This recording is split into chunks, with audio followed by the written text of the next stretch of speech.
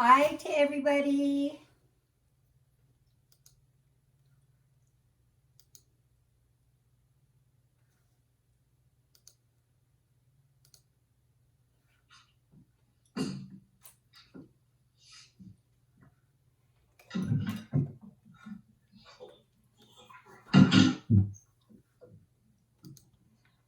How is everybody doing? Good? Okay, let's check who's here. Ian. Is Ian here? Yes, Ian, you're always in the shadow. And Joey, you're here. And Jody. Is Jody here yet? Not yet. Oh, they're probably on their way.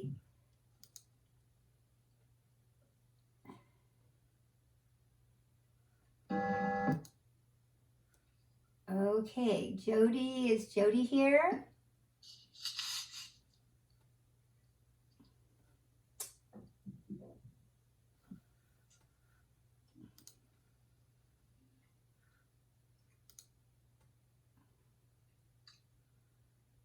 Okay, so let's see. Jody, are you here yet? Not yet. Okay, we'll figure that out later. And Donnie, I think I saw you come in. Donnie's there. Hi. And Chang Ping.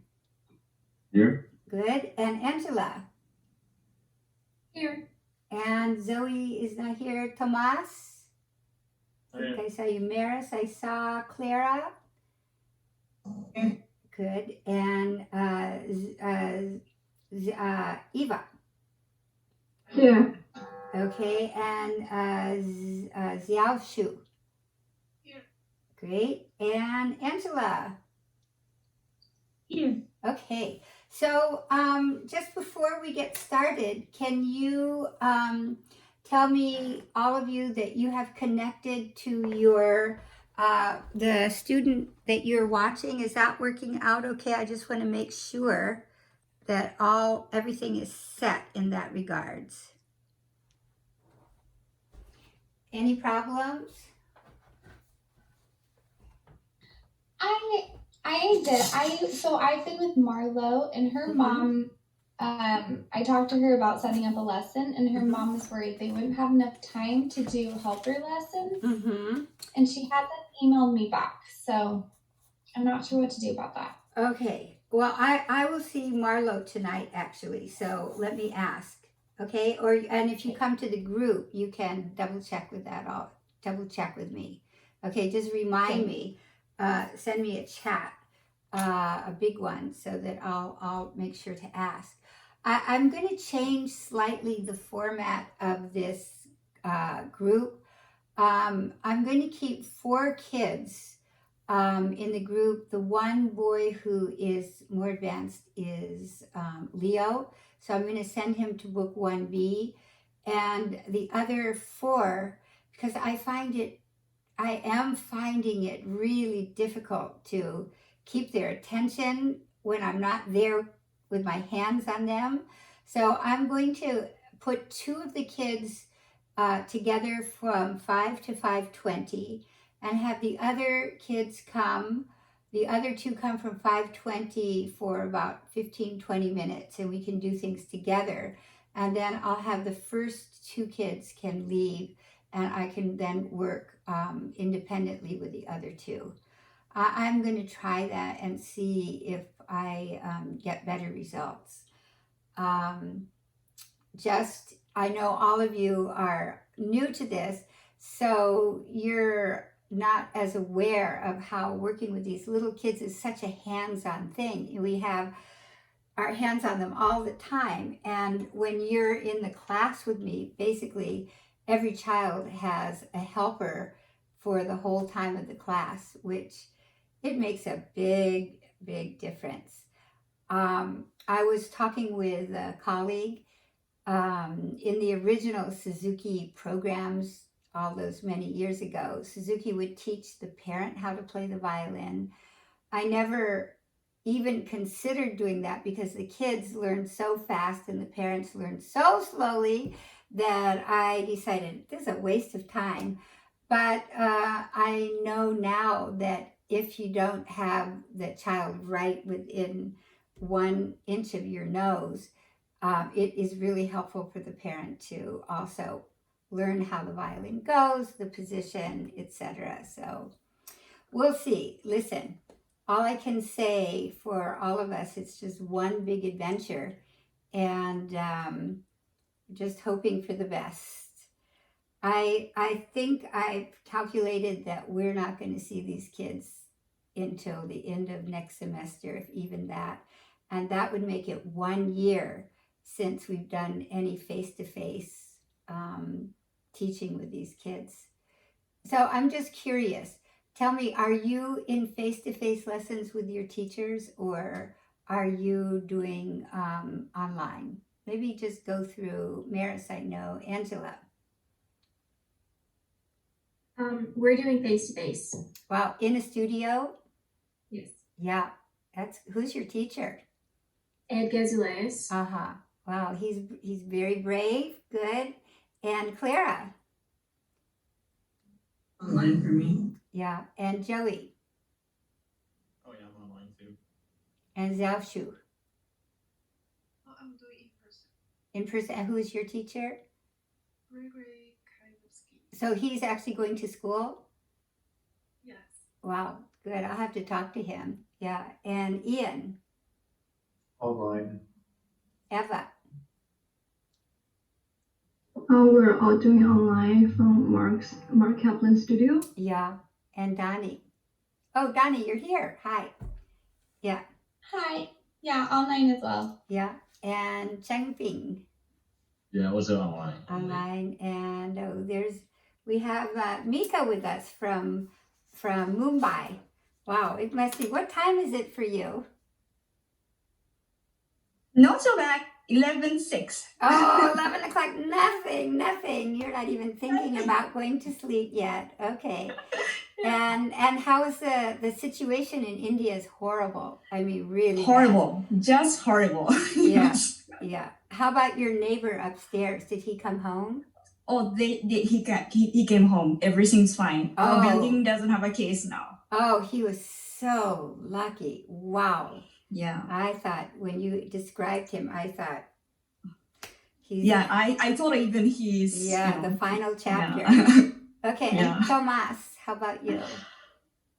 Online. And Angela, In person. in person. Are you with Mr. Kolonowski also? Yeah. Yeah.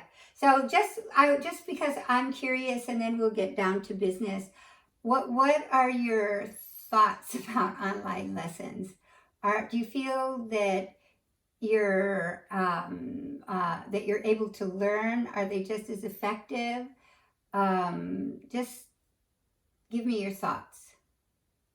It could actually, you should think about writing a paper and sending it into ASTA or Strings magazine and getting the different reactions of your colleagues.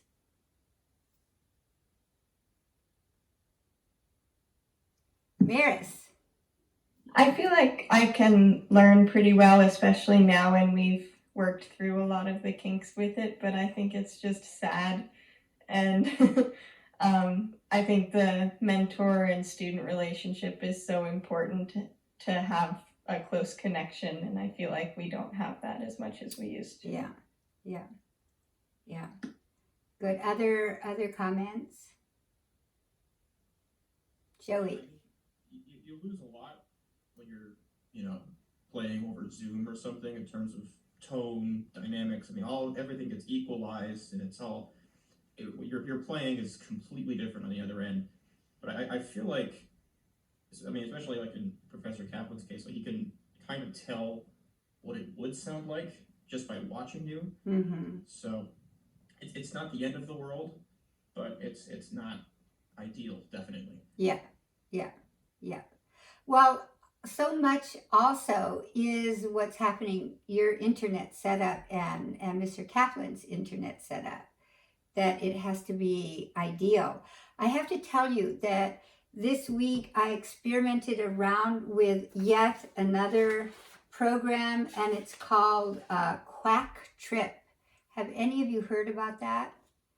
Quack Trip? And it's not a video program, it's only an audio program. But with my pianist Justin Bartlett, we worked out that there absolutely is no latency, that it comes right together. So the benefit of that, at least for our String Academy kids who can't go to school to rehearse, is that they can play their piece with Justin, and he accompanies them, and the timing is absolutely perfect. And then he makes a audio recording of that performance, and then they can practice at home with that audio, and perform with it even. Does that make sense to everybody? So if anybody wants the link, let me know and I can send you the link. It's a little complicated, but you guys are 21st century, you can figure it out. Good. Okay, any other comments, or do we get down to business? No more comments. Okay, so did you watch half of the Sadie videos of the beginning group class? I mean the beginning lessons. Yes, so you see how hands-on it is, and I keep stressing that, and we'll just have to practice that at the point when we're done with this whole pandemic thing.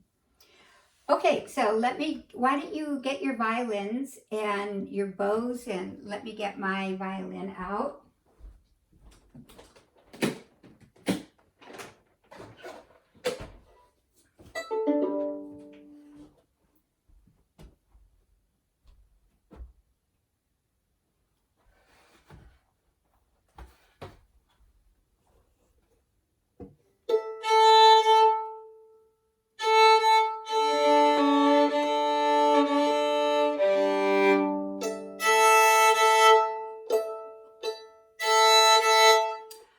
Did everybody get the PDF of the book 1? Yes, and was it able to open? Were you able to open it? Yes, okay. Oh, I'm not sure I got that. Did you email that? Yes, a couple hours ago. Oh, maybe I haven't checked since then. Okay, well, Okay. if you didn't get it, just let me know right away and I will get it to you. Okay, thanks.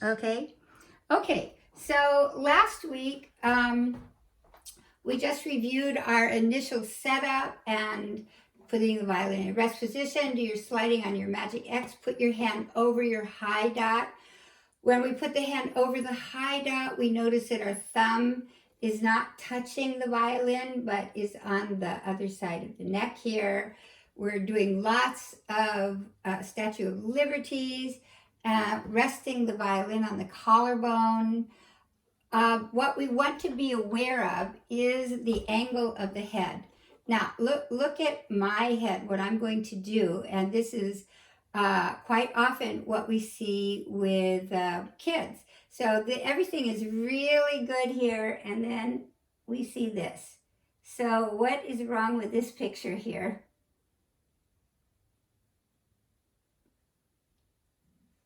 Where the violin's sitting.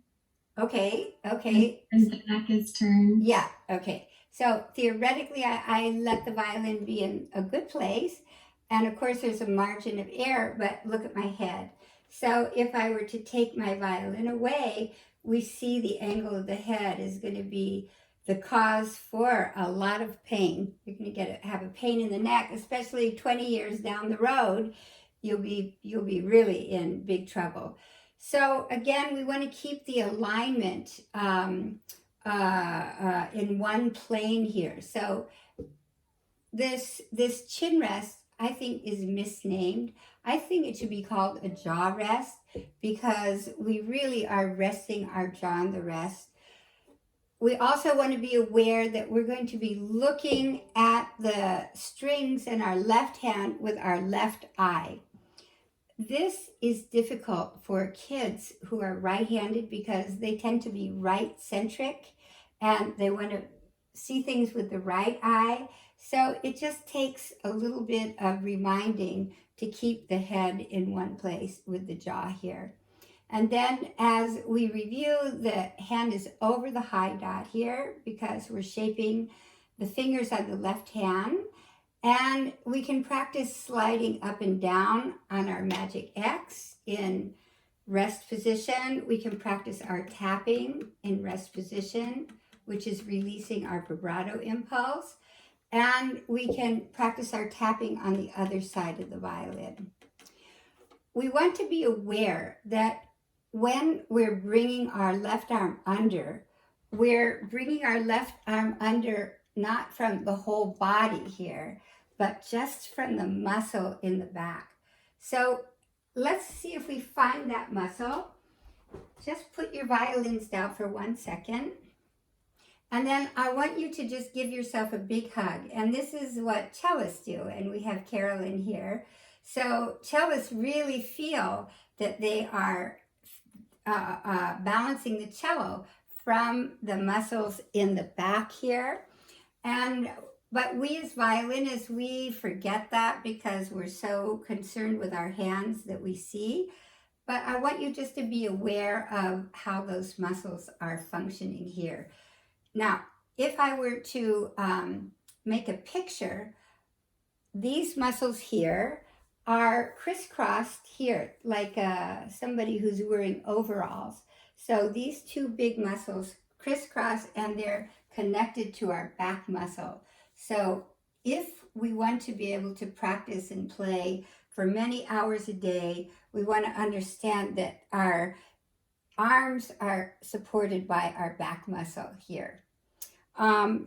If you look at pianists who play correctly and you're looking behind them, you can see exactly that they're doing that. We know that pianists get their strength not from the top here this way, but from the muscles in their back. And it seems all a little elusive because you wonder, how can these back muscles be making contact with our fingers here? But just, just you can feel these things. One thing that's really helpful, and we can stand up and try this all together, is you can just swing your arms. Can you just pretend you have just milked your cow and you're swinging the buckets of milk and they're very heavy, and then you're going to go up and down into the position of the violin. That's right. So you go up and down so that you're centered. Right. And if we can just keep this position here like this, we're set for life. Okay, so these are principles, and these are things that we're going to be aware of for the rest of our lives. We want to keep in mind that if you're working with a child who's 5 or 6, they're going to be growing for the next 10 years, if not 15 years, if they're boys. So the body is always changing. And let's talk about the different ways. How do we measure changes in the body? I mean, what changes? I mean, some of the things are extremely simple, but give me some insight. Angela. The length of your arm. The length of our arm. So because our arms are growing longer, we'll need bigger size violins or violas as we grow. Yep, that's one thing that changes. I always remember being super irritated that my fingers were a different length. It drove me nuts. Yeah. I had for quite a few years a student who I'm sure many of you know, but I won't mention her name. She's very tall, and one summer, literally, I saw her growing in the lesson. So I started charting her growth on my wall as though she were my own child. Like one week she was here and another week she was here, until she got to the top of my door. And yes, you're right, her fingers. And so what happens as we grow so fast and so much, what happens? And that this is the other thing that happens when we grow.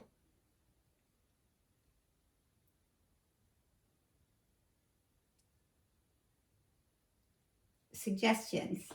Isn't there something that happens with like your joints? Yes, yes. Okay, yes, sometimes the muscles and the joints in their growth are out of proportion, so that makes it even more difficult. But what is it we try to do when we're growing and we're growing so fast? We try to do what? Adapt. Yeah, we try to adapt by doing what? By trying to control all of our emotions. So if one day I'm shifting from here to here, and I have it easily, and then the next day I grew an inch at night, so then I'm going to here. So I'm going to say, oh my gosh, what is going on here? So I get very angry at myself and upset, and I try to take control. And as we've talked about in the last few lectures, the more you try to take control, what happens? Tension, right. So as these kids are growing, we're keeping them in our non-judgmental environment, and we're always aware of tension and figuring out how they can relieve themselves of this tension. So these are just broad principles that we'll just keep in mind as we go through. Okay, so we're back to, we played our GDG song, and we did our ant song. Each and every ant, digging in the dirt, all the way to grease. Now, when we do this tune, we can use different fingers, third, second, first, fourth, or you can even change. It depends on the age of your child, but if you can get them engaged at some level with the different fingers, it makes it a little bit more interesting for them. Then we added the bow to all of this, and we used our roll, and we used our shoulder, because we're starting with the bow in the middle, and we're releasing our forearm so that we'll have a beautiful détaché stroke. And then we always start Statue of Liberty. We put the bow on the A string in the middle, and we do our silent string crossings so that we're getting a feel for changing levels. When we change levels, what joint are we using? What do we call that? The ball and socket. The ball and socket, yes. We're releasing the ball and socket joint. So we're just going to keep really aware of that ball and socket. And then we're practicing on our A string and our E string. Just many times. Then we talked about the left hand position here and how we find our left hand position. But we didn't talk about what can be wrong, what can go wrong with our left hand position. So let's say you're teaching and a student is doing this, has a left hand position like this. Can you see me okay? So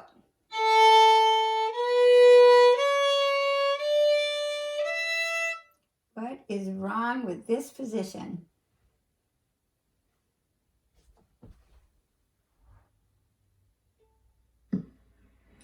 It's not balanced towards the fourth finger. Right, that's one thing. Take a look. Let me give myself a magic X again. You're too high. You're too high on your index finger. Yeah, exactly. So take a look at my magic X. Maybe give yourself the magic X. And you see, if my magic X is too low, I I have a distorted position and it distorts my thumb also.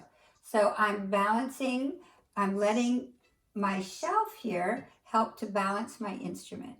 Okay, that's good. So now this will be the opposite. Let's see. Hard for me to play in tune in this position. Oops. Sound like one of the kids. Okay, so what's wrong with this position?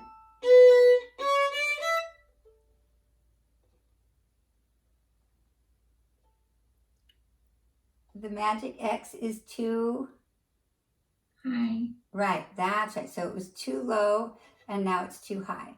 Okay, then Maris made a good observation. This we see very often in left-hand setups.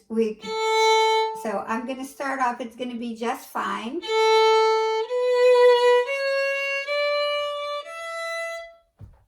So what's wrong with this? Maris? It's not balanced towards the fourth finger. Yes, this is what we see often. So I want, in order for us to find the balance, and of course the little kids can't do this, we do it for them, but we'll play the harmonic and we'll slide down, and now we're going to feel that we can extend back.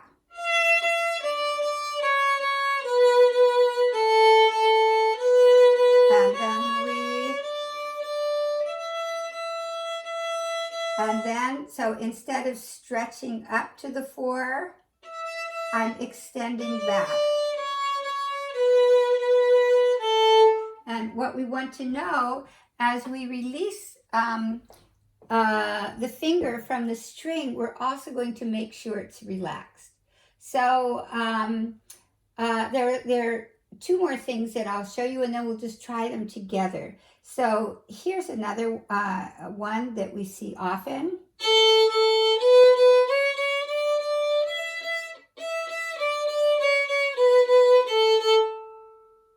What's wrong with this? Anybody see that? Who hasn't spoken yet? Zaoshu. It's like, it's not balanced or it's not. Well, it's even hard to do. You know, can you make a crooked wrist? No. So you take your hand and you go over this way. That's right.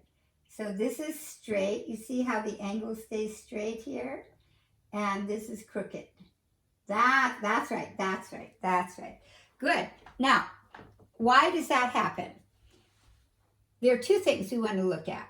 We're going to and I want you to look at your first finger on your left hand. Look at your first finger.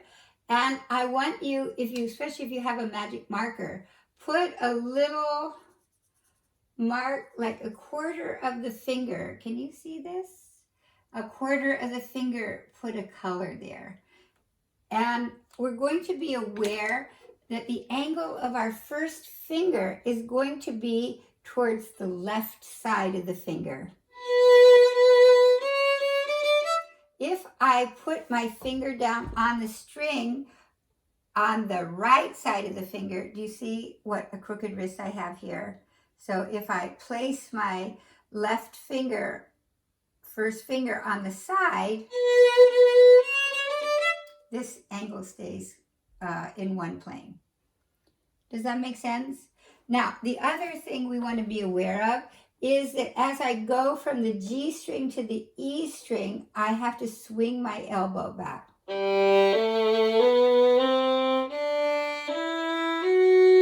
have to swing.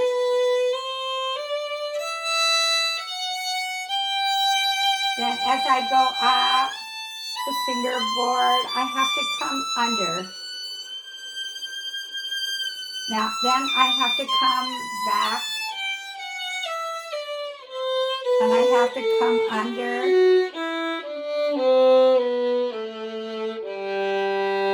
So I'm always staying balanced. So let's take your violins and let's just try doing all the wrong things. So can you give yourself a magic X?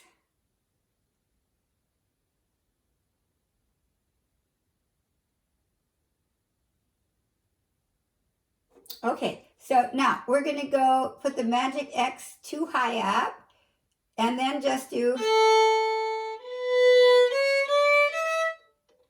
just that's right. Do you see how distorted it is?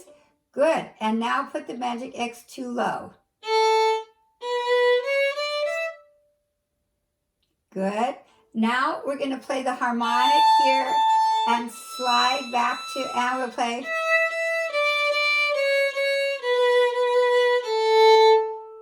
And so play your harmonic.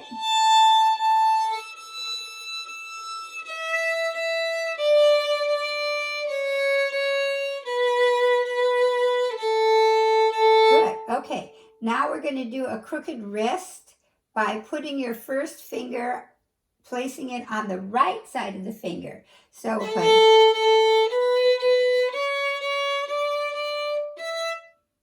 Good. Now we'll go back and look at your first finger and just place your first finger more to the left side.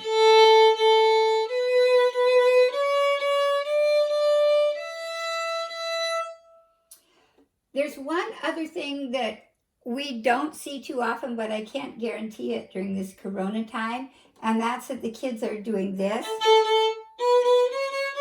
You see the wrist, the heel of the hand. The reason we hopefully don't see that is because we place so much over the high dot and then we come down that they don't even know what it feels like to do this. So basically, those are the only things that go wrong with the left hand, assuming that the left hand is relaxed.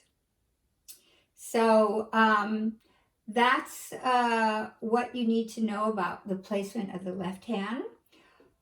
And then we'll continue with the repertoire we did last week. A, E, A, rest. A, E, A, rest. Rest, and you stamp your right foot in the rest so that you're acting on the rest. And then we did our first song with the bow, which was Seesaw. And we can start with our hand over the high dot so we have good position. And we're in the upper half of the bow. And I slide down and I put first finger on the A string.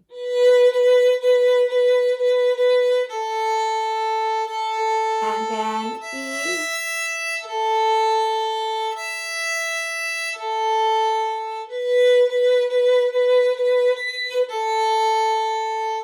And then we always circle off because we want to follow through on all of our actions. And so that is the pre-Twinkle diet. And of course we can add pieces that we did the last couple weeks for in this book here. And Mika, I will send you a PDF of this and a music file of this wonderful book that has, did I send this to you? No, okay, so just remind me, I'll send it to you. Wonderful pieces because the kids can just play with it. Now, the next project is getting through our twinkles. And we started off with just on the open string, always keeping the hand over the high dot. And rolling the bow. And then, as we're going to do with all of the pieces that we're going to learn from now on, we're going to learn by phrase. So if we organize right from the beginning phrases for how our kids are going to learn, by the time they get to Tchaikovsky concerto and whatever else they're going to be playing, they know how to learn by phrases and by sections of pieces. They have in their mind an architectural structure of the music. So we start off with Twinkle, learning the first phrase. As we discussed in the very first class, all difficulties occur where? Who remembers? Between two notes. Yes, thank you. between two notes. So all we have to do as teachers is show the kids how to get between two notes. So I'll start with my tiri tiri titi on the A. I'll roll my hand down and roll my bow to the E. First finger on the E, open E, and then I roll my bow to the A string.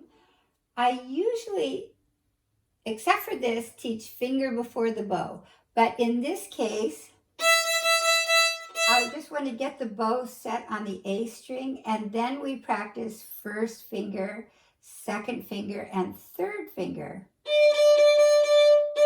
Take off 3, take off 1.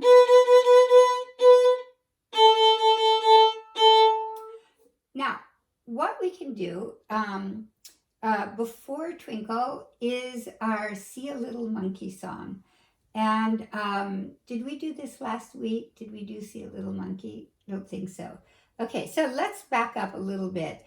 And See a Little Monkey is really good preparation for Twinkle. And it goes like this. It comes with words. So it's See a little monkey walking up the ladder, walking up the ladder, walking up so high, walking up so high to pick a pink banana, pick a pink banana, walking down the ladder,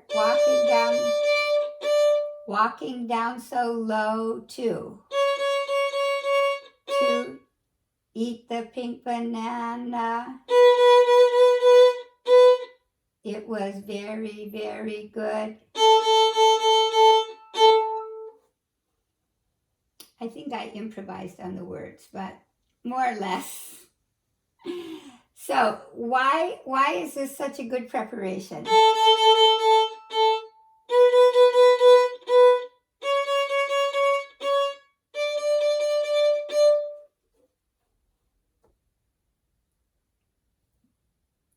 It's teaching them the bow, how the bow's going to move together with the hands, and taking on and off the fingers. Good, very good. And we're two principles that we will keep reconfirming is that we're going to place the finger before the bow, finger before the bow, prepare, prepare, and then as Donnie said, we take off, and as we take the finger off, we relax it, off. So these principles will follow us through our entire lives. Finger before bow, and relax the finger after a place. Good. So then we go back to Twinkle and we do our first phrase, which may take 1 week or 2 weeks.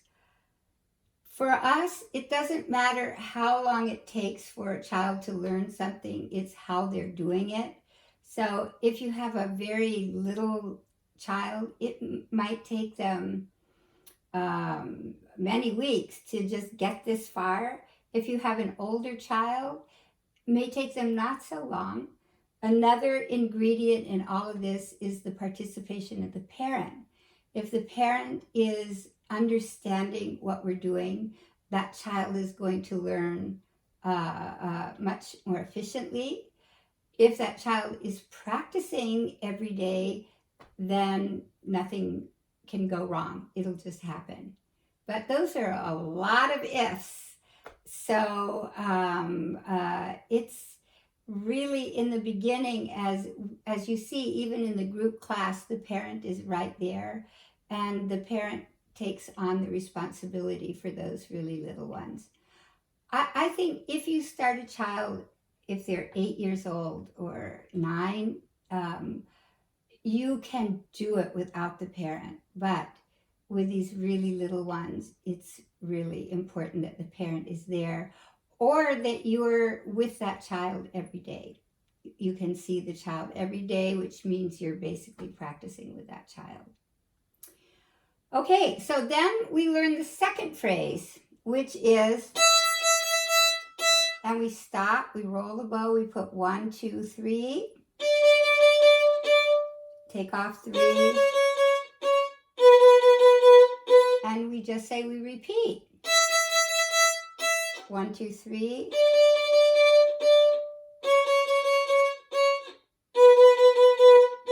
And then we do the A phrase again. So we have our form, we have our shape, A, B, A. So along with this first Twinkle variation, we're going to add an A major scale. I am a very traditional teacher in that I love scales and etudes, so we'll add our A major scale.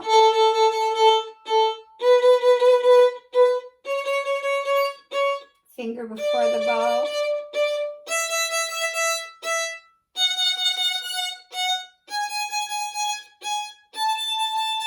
And then we come down.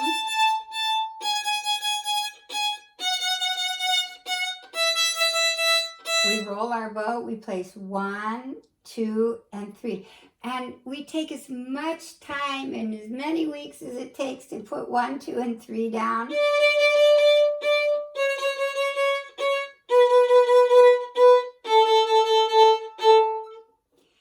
If we take a look at the bow, if we're going to analyze the bow, who would like to play this? Maybe Ian. You want to just play Tiri, Tiri, Titi, and then describe to us how your bow division. So is this just the A major scale? Yeah, just the one note, just one note. Tiri, Tiri, Titi.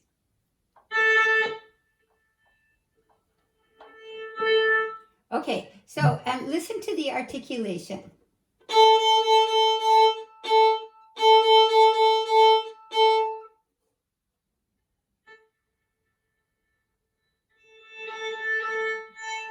Good. Now, what I'm, and it's hard, again, really, I can't tell that much from the internet, but maybe you can hear me better. Short, short. So now, of course, we don't explain this to the kids, but the up bow, I want to feel that I'm pushing against the string.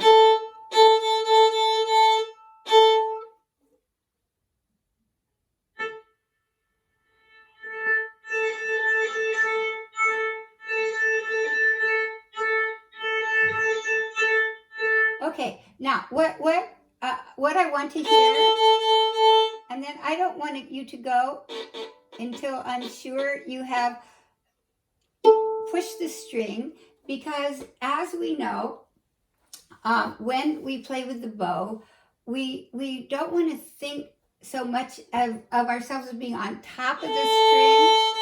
We really want to think that when on the down bow, we're pulling the string from the left side, and on the up bow, we're pushing from the right side. Because when the string reverberates, it goes back and forth this way. And there's a wonderful video I'm going to show you. And it's on our website here. And just to prove a point here, I will share the screen with you in 1 second. Okay.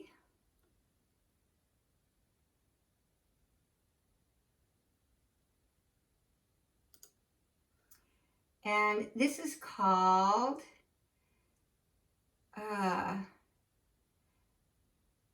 the Helmholtz motion. Okay. Oops. Okay. Here, let me get that screen shared with you. Oops.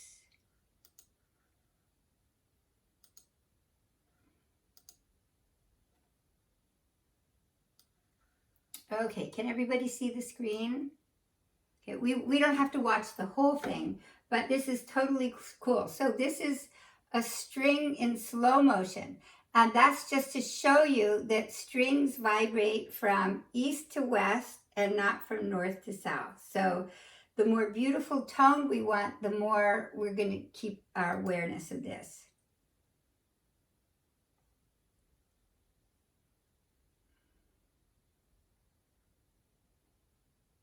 I'll move it ahead a little bit.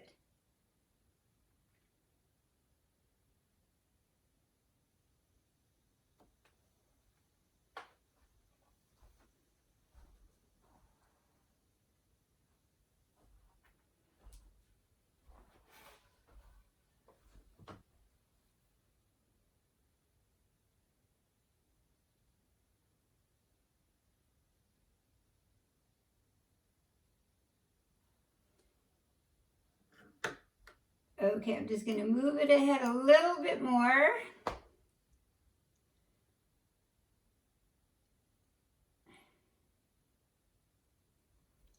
And I'll move it ahead a little bit more. And we still have 1 minute to go to it reaches its maximum swing.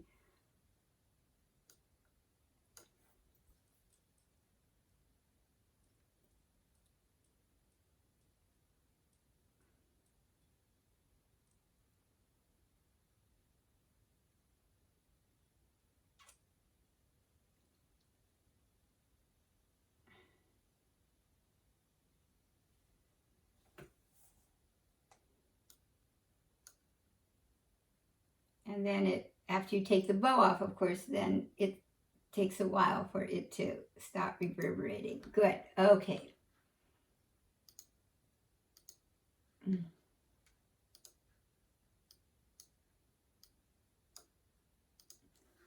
Okay. Okay, so that goes then. We want to be aware of on our, then I'm going to really push that string here to be able to get that sound. So as we develop our quality of sound with these kids, we're going to be aware that we never press down to get the sound, but we're always pulling and pushing the sound in this way. Now, let's go on to our next variation, which we do, and we call this one, using the Kodai syllables, it can be T, tiri, or you can use words, grasshopper. I love alliteration because musically what we do, it's like singing opera all the time anyway. So we first play on our open strings many times.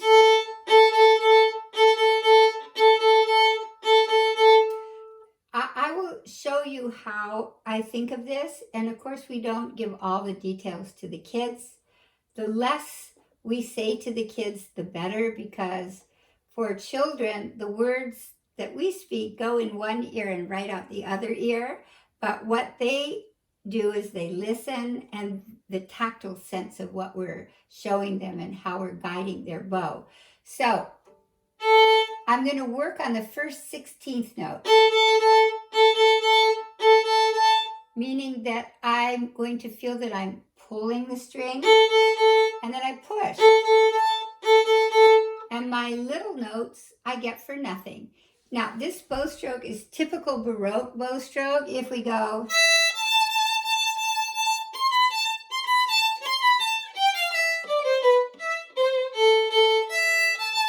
right? So same bow stroke, and we first add it to our scale.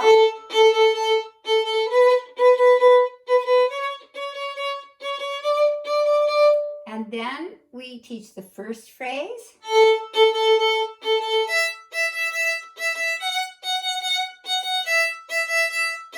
We roll the bow over. I keep stressing that. 1, 2, 3.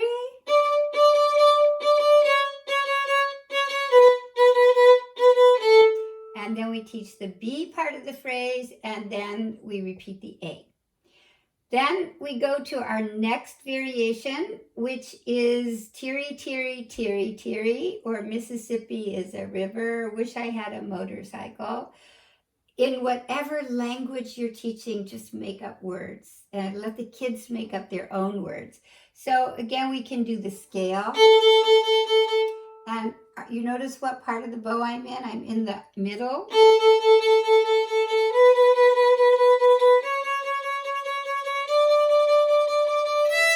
And you might ask the question, how much bow? Well, I'll ask you the question. How much bow should I be using here? Let's get somebody who hasn't spoken yet. How about Angela?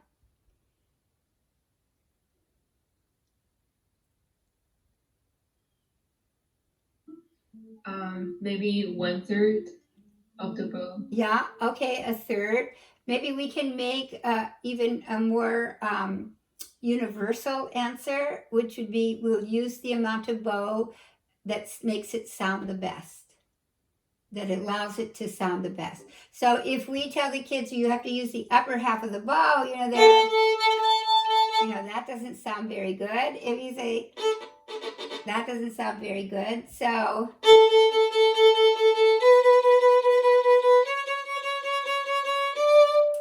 and we're always paying attention to the quality of the tone. That's most important. And then we teach the A phrase, and then the B, and then the A phrase. And this bow stroke is what we would call our détaché stroke. And we finally get to the theme. And the theme we will play in the upper half of the bow, and we'll use our legato bow stroke.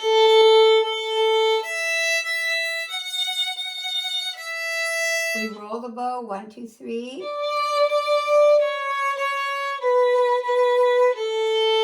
That's the A phrase, B phrase.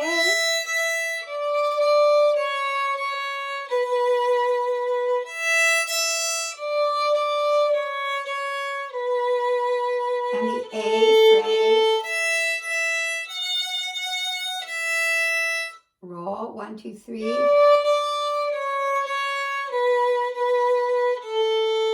And then we circle off. What do we notice about the bow in the theme?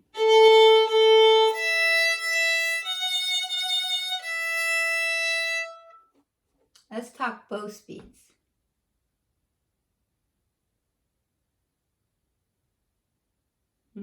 Somebody. Who have I? Zaoshu.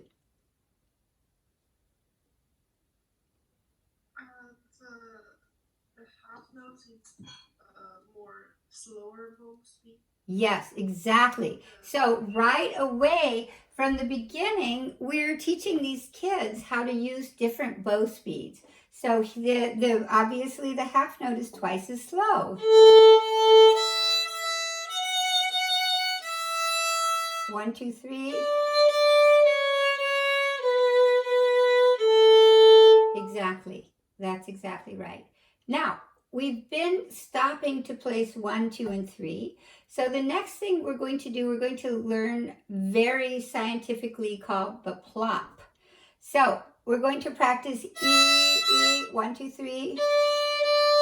E,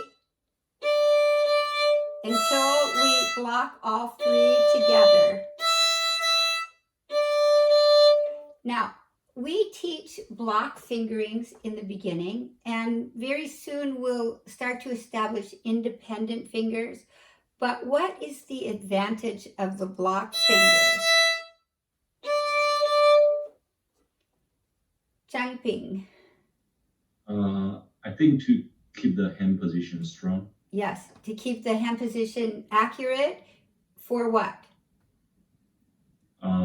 I mean, it needs to be strong, but what's the purpose of a strong left hand there? So they will know what exactly the certain note. Right, because we want them to play what?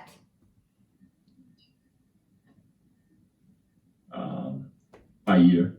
Yes, by ear. The answer is so simple. I could give it to you, but that's no fun. Who knows the answer to that?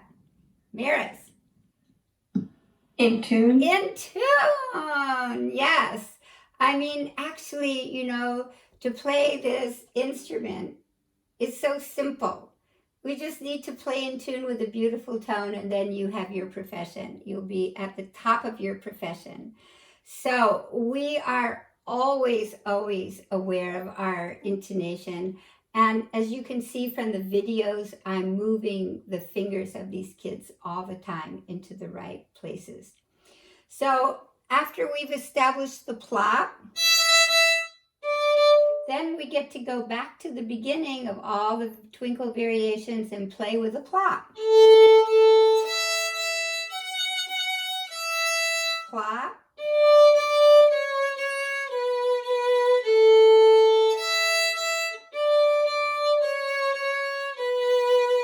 Etc. And we add our A major scale.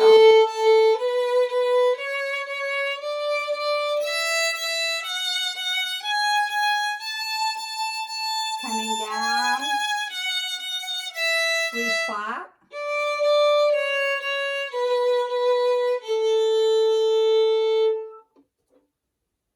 And then those are our Twinkle variations. Now, I want to show you one thing. I hope we have time. Yeah, and then we'll do one other thing. So I'm going to share the screen again with you. Okay, share screen. And we're going to go, okay, to string pedagogy. We're going to go to the last part of volume 1. And can everybody see this? I decided that by the end of Twinkle, these kids know practically everything they need to know for the rest of their lives, because everything stems from these first lessons. They establish the foundation, and they establish everything that we're going to be aware of as we go through all of the repertoire through all of our levels. So let's take a look at what we are aware. So we're aware of the bow strokes and the bow division. So we want to know what part of the bow we're in and what our bow strokes are. And of course, as we develop the speed, the pressure, distance between the bridge and fingerboard to establish the contact point. Use of the fingers, an awareness of finger placement. Which fingers stay down, when do we lift them, and how the fingers become independent. Also, use of fingers as we go along. It's going to be how we shift, how we vibrate. So the left hand chapter. Form of the music. We talk about form right from the beginning. In Twinkle, we have our ABA form, and we will figure out the form for all of the pieces after this. And then how to practice.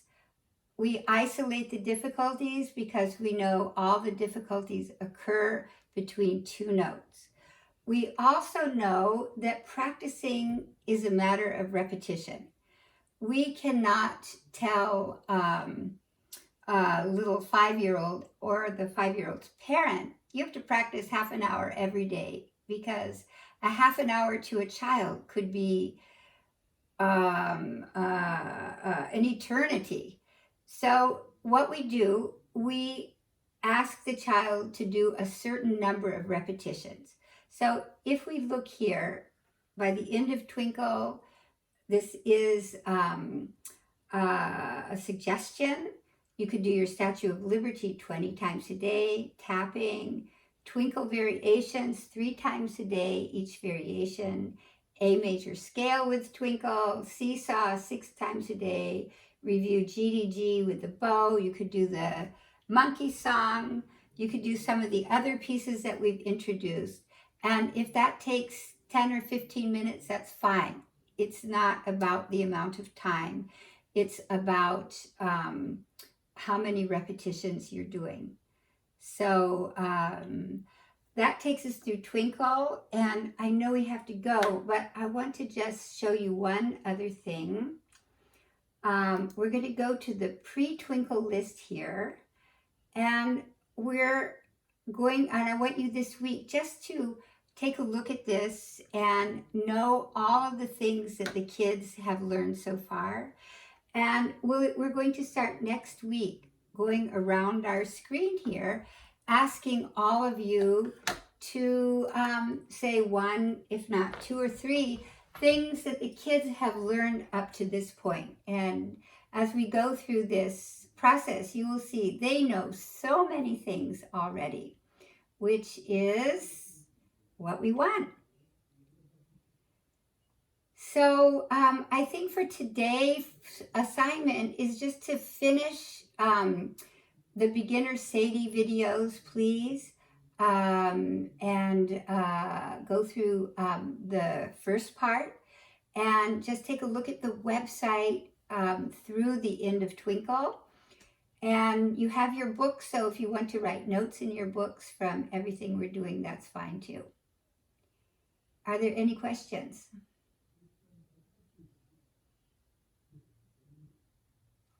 Okay, I will see you later today. Bye. Thank you. Bye. Thanks. Thank you. So Professor, I just have a question. Yes.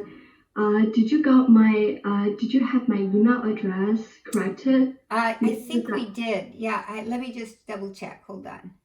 Mika, if you want to stay, I have a studio class now. I don't know if you're ready to go to sleep. Okay, I'm gonna stay a little bit. Okay. Until I can awake. Okay. So let me, Eva, let me check. Oops, wrong one. Wrong thing here. Yeah, I know that it was wrong, and I think I corrected it. Okay.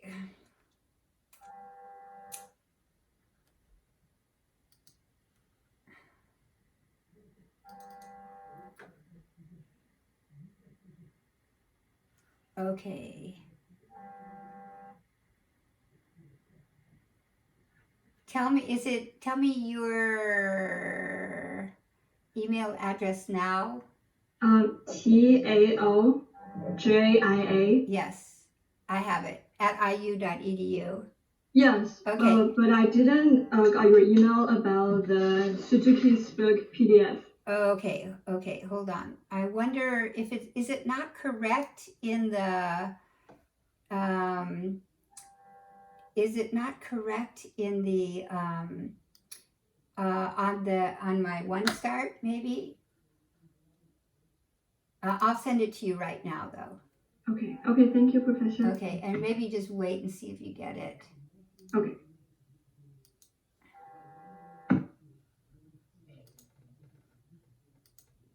Okay, I just sent it.